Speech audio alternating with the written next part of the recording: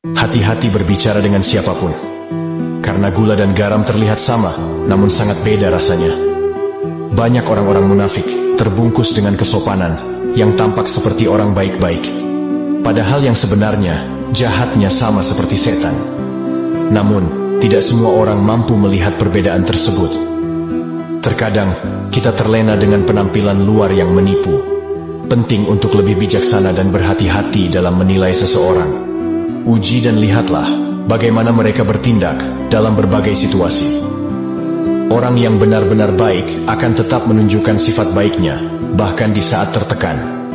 Jangan mudah terpengaruh oleh kata-kata manis atau senyuman yang menawan. Ketulusan dan kejujuran adalah kunci untuk mengenali hati yang sebenarnya. Belajar dari pengalaman dan jangan ulangi kesalahan yang sama. Ingatlah, tetap waspada dan jangan mudah percaya begitu saja.